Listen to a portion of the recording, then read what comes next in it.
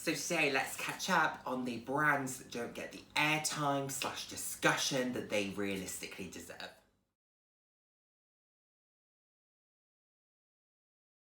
Hello, and the warmest of welcomes to today's video. For those of you who haven't seen my face before, hi, I'm Nick, fab to have you here. Those of you who have seen my face before, thank you so much for joining me again. I hope you enjoy my videos.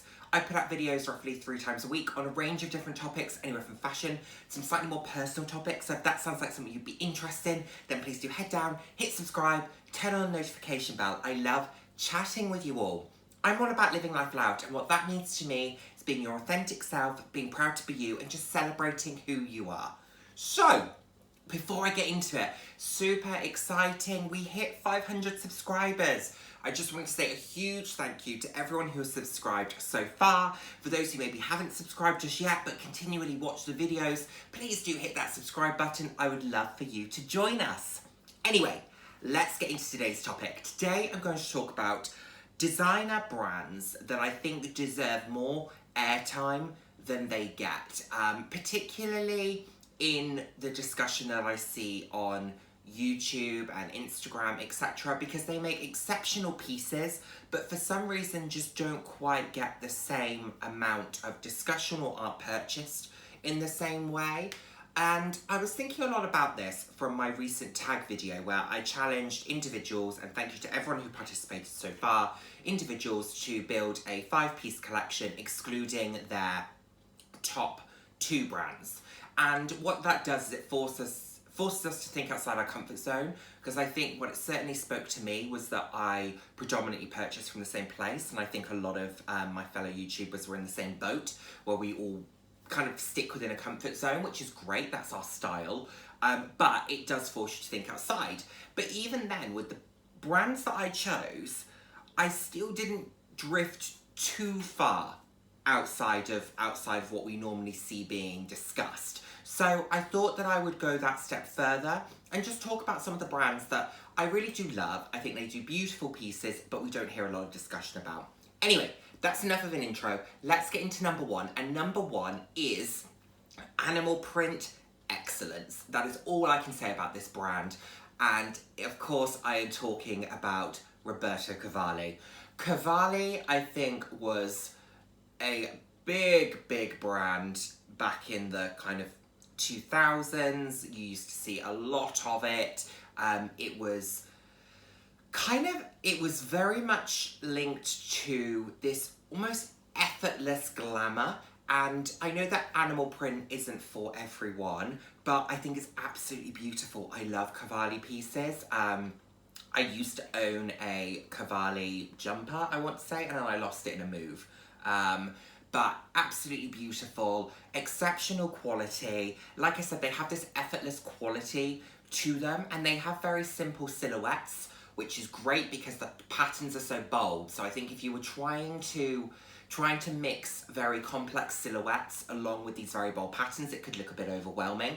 But actually, they stick to very simple, sophisticated, elegant cuts in order to let the prints do all the talking. They do, however, have some slightly more muted variations, in which case that's when you start to see things like thigh-high slits and bits like that. But I think Cavalli do beautiful items. It is a brand that has been around for many years, since the 70s.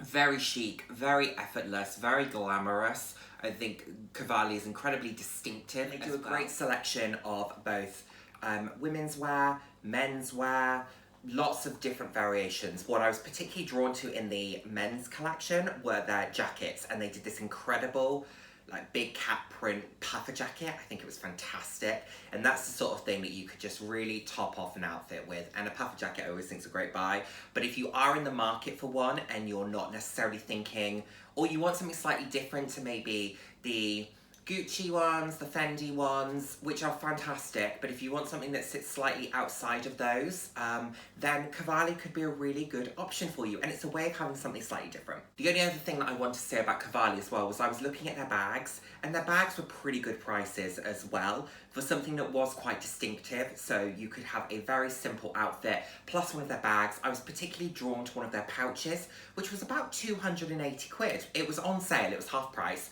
but it was really, really fun and bold and distinctive, and I think could be a great showstopper for what would otherwise be quite a simple outfit. So definitely one to consider. Next up, and not to be confused with Gucci, I'm talking about Emilio Pucci.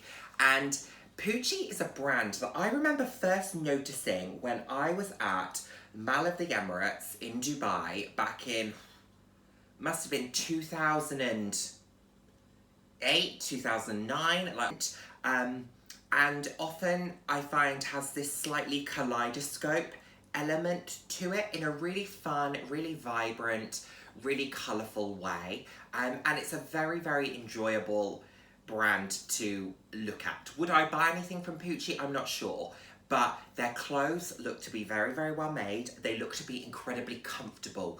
These are the sorts of clothes that I can imagine when you're on a beautiful, stunning, tropical vacation. You throw these on, and similar to the Cavalli pieces, it's effortlessly chic. You know, it's very bright, it's bold, but there is an effortlessness about them. There is a comfort in them because of the types of fabrics that they use, because a lot of the cuts aren't too close to the body. So these are the types of clothing that I would imagine you would wear in the summertime, that you would wear on vacation, not necessarily in the dead of winter, but they are absolutely beautiful. Very simple in terms of the styles that they bring things out in, but they let the patterns and prints do all of the talking, and they are wonderful. I also really, really liked a couple of their pairs of shoes. So, for example, if you are interested in maybe a Manolo Blahnik Chaos sandal or a Stuart Weitzman Nudist sandal, but you wanted something that was maybe a little bit different from a slightly different brand, that was maybe a little bit more colourful, although I know Manolo do their shoes in some very vibrant colours, you could consider this Emilio Pucci sandal, which came in both a yellow and an orange, and it's really beautiful. It's very simple, about £400, so it sits in that similar price point, but it's from somewhere slightly different, and it's just very simple and very elegant. Like this very, very much. Now, a brand who perfectly understand the proportion of outfits and knows how to dress the form. I'm talking about Victoria Beckham. Now, simple, sophisticated, elegant, beautiful. Love Victoria Beckham's pieces. I think there is a chicness about them. There is a simplistic elegance. I really got tuned into Victoria Beckham when watching The Real Housewives of Beverly Hills, because Yolanda Hadid was a really big fan of Victoria Beckham dresses, and she looked absolutely stunning in every single one. And Victoria Beckham, I think, was one of those designers that, particularly in the mid-2010s, you used to see a lot on the celebrity circuit. I now feel it's been replaced by Alex Perry. You see a lot of Alex Perry now, but I think that they do similar cuts and similar silhouettes. But I loved the simplicity of Victoria Beckham designs, because it might be just the most beautiful knee-length dress, but it has a zipper that runs all the way down the back, which is sexy without being anything showy, too in your face. Used to be little cutouts on shoulders. The necklines were always very, very elegant and very sophisticated. There were sometimes bits with shoulder pads to kind of add a little bit of volume. I just really, really loved the pieces, and I also think Victoria Beckham does casual wear very well. Things like big heavy knits, chunky knits, are a big staple within the collection, and they just look very comfortable. So you can go for a mixture of very elegant, sophisticated looks that could be used for cocktail parties, even workwear. I think she does some great pieces for workwear, but you also have these very comfy, very cozy, chunky pieces as well that I think would work effortlessly for any wardrobe. Big, big fan. And the price points, I mean, they're high. It's a high-end brand, it's a designer brand, but I think the price points are okay. Love also the cornflower blue dress. Ooh, that is an absolute stunner. That would turn any head. Beautiful. Love. Now, an accessory brand that certainly doesn't get the attention that it deserves, and this is Aspinal of London. I've spoken about Aspinal of London a couple of times. I have a number of their pieces in terms of accessories, so I don't own a bag yet, but I'm looking to change that. However, I do own a couple of their travel holders. I have a passport case from them. There's another item that I've got and I'm forgetting what it is. But I think they're absolutely beautiful, very well crafted. And I love that Aspinal do a lot in mock croc. They do some really bold colours if that's your thing. They also do slightly more muted colours. And they tend to have a diversity of items, which is always great. They have a fantastic men's section. They have a fantastic ladies section. Of course, I don't believe that fashion has any gender. I think you should just use whatever you want from whichever section suits you best and just love it and live life. I think that's amazing. But they do a beautiful range across the board. They also do a fantastic selection of items that could be used as gifts, which is always great. So they do anything from beautiful kind of hip flasks through to absolutely stunning like game boards, and I mean they cost an absolute fortune, but if you are someone who has a beautiful games room in your home or wants a coffee table centerpiece, then maybe a leather Monopoly board is for you. Personally, I would probably buy the Mulberry Monopoly, that is on my list, but you could buy one of these Aspinal pieces. Very well crafted, very well thought through. I have a couple of their bags that are on my list, the London tote being one of them. I think the Mayfair is cute, but it's not particularly my style. There is another one that I absolutely cannot remember, but I will insert a photo, and it's this beautiful top handle. Ooh, I cannot remember. And I would like one of their travel wallets with the removable inserts, because I have two of the travel wallets, but they don't have the removable inserts. So I would like to buy one that does have removable inserts. But I think it's at a very good price point. The quality is very good, and you can buy a lot of bag for your money, particularly if leather is your thing. They also do canvas pieces, so the London tote, as an example, comes in both full leather plus a canvas variant. So there are options available, and they're at a very good price point versus what you would pay for the equivalent size of Prada, Louis Vuitton, Chanel, Dior, you know, one of those brands. So definitely one to consider.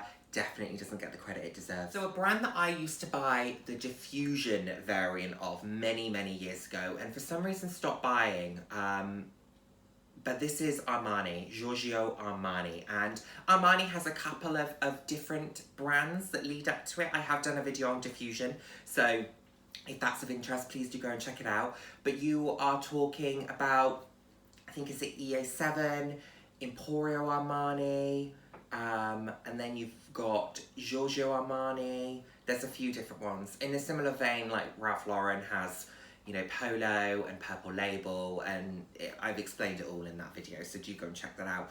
But Armani is another one who just does sophistication so well.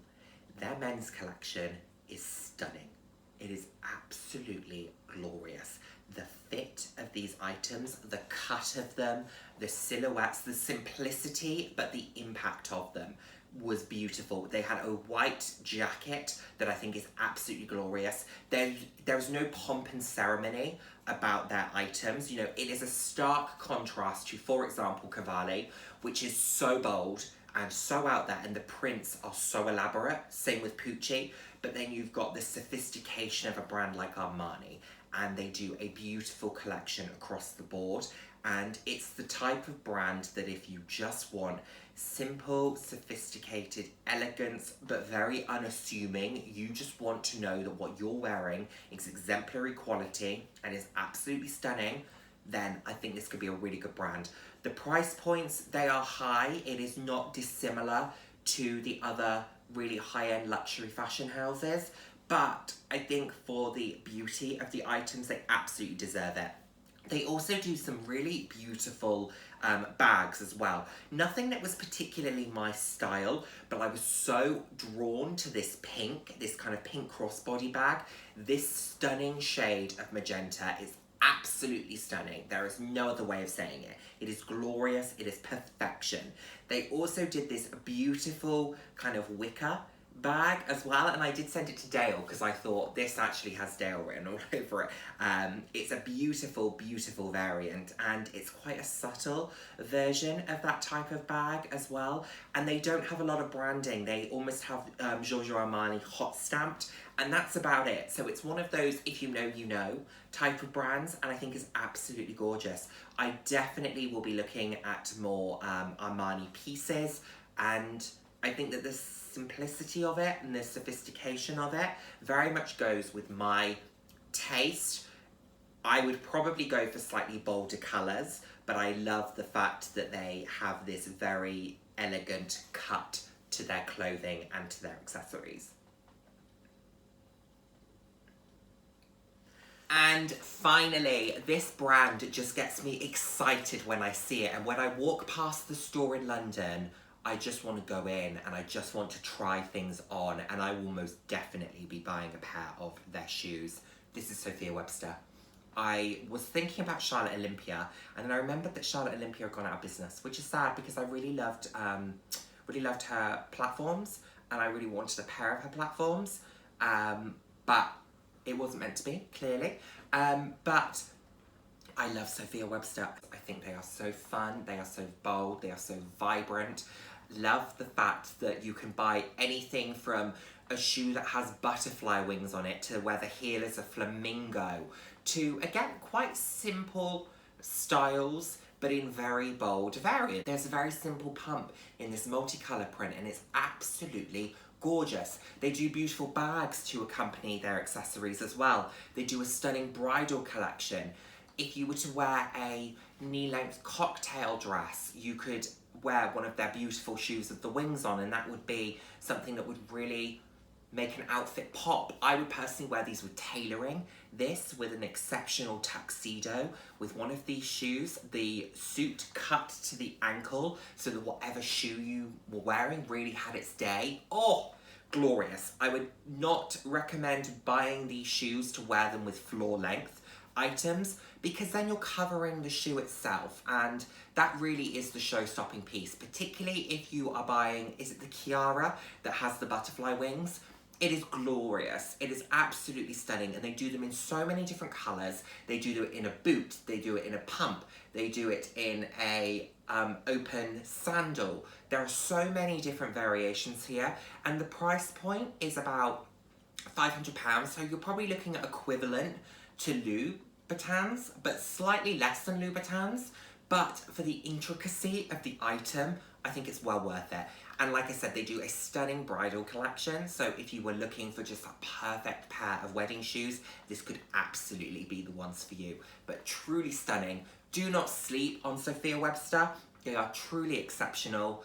I will be looking at a pair myself. I'm very excited by them, and yeah, they do quite an inclusive size range, so I'm really excited to go and try on a pair.